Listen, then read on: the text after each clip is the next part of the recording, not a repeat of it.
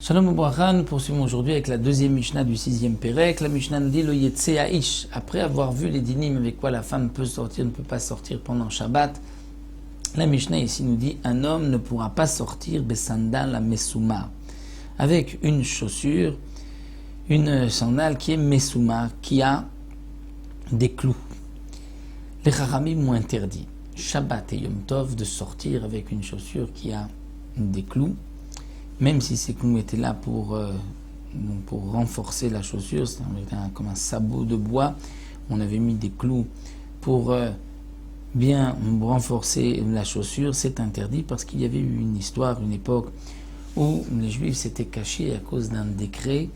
Ils s'étaient tous entassés dans une grotte. À un moment, ils ont entendu du bruit, ils ont cru que l'ennemi venait rentrer, pénétrer la grotte pour les attaquer, et ils se sont tous précipités vers l'intérieur de la grotte pour se cacher, et ils se sont écrasés les uns les autres, et à cause de leurs chaussures où il y avait des clous, ils se sont même tués les uns les autres.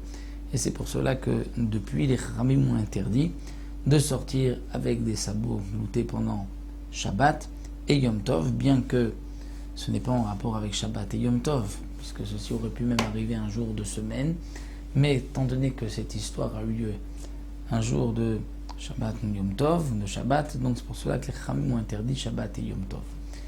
Mais ce n'est pas par rapport à un poids, c'est donc juste une Gzera Midirabanan, de peur que, comme dans cette histoire, on risque d'arriver à une mort en écrasant les uns les autres. La Mishnah poursuit maintenant par rapport à Shabbat. Velo beyachid, un homme ne pourra pas sortir avec une seule chaussure au pied. Bisman shen beraglo makka, dans le cas où il n'a pas de blessure au pied.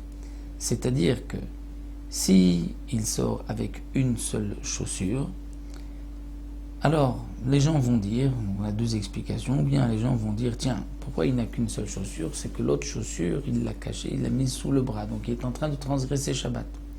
Maritain, ou bien, peut-être que les gens vont se moquer de lui parce qu'il n'a qu'une seule chaussure, et il va prendre cette chaussure et la mettre sous le bras et marcher avec, il va transgresser Shabbat. Lorsque il a une blessure, on voit qu'il a un pied dans le plâtre, là, on comprend bien que c'est pour cela qu'il a une seule chaussure, on ne va pas se moquer de lui, on ne va pas non plus penser qu'il a une chaussure sous le bras, et donc dans ce cas-là, c'est permis. Donc là, Mishnah précise, il ne pourra pas sortir avec une chaussure dans le cas où il n'a pas sur l'autre pied de blessure.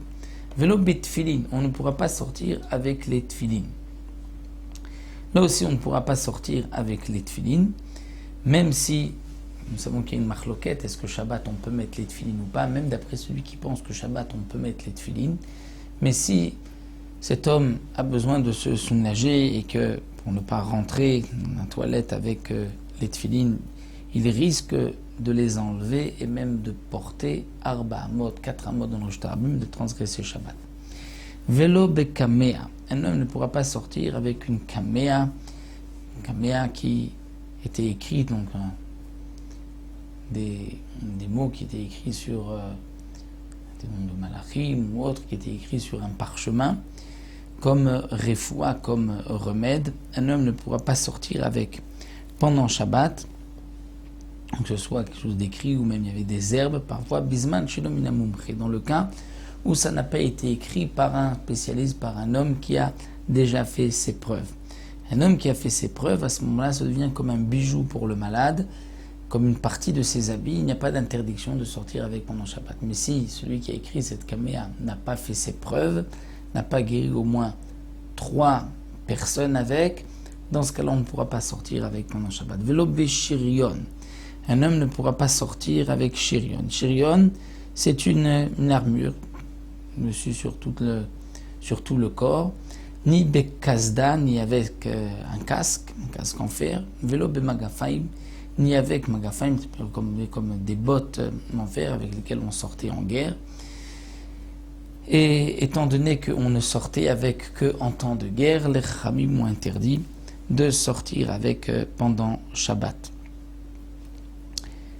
Ve'im yatsa eno chayev chatat. Et si on est sorti avec, donc il n'y a pas de transgression de Shabbat, puisque ce n'est qu'une gzera miderabanan, dans tous les cas mentionnés ici dans la Mishnah.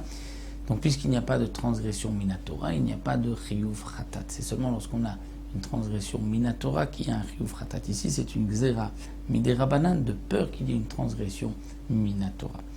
Donc voici dans la première et deuxième Mishnah ce que nous avons vu concernant ce qui est considéré comme un habit, comme un bijou, mais que les Chachamim ont interdit de sortir avec pendant Shabbat, parce qu'il y a une crainte qu'on va le prendre dans la main et se déplacer Arba Amot, que ce soit pour une femme ou pour un homme que nous avons vu dans cette Mishnah.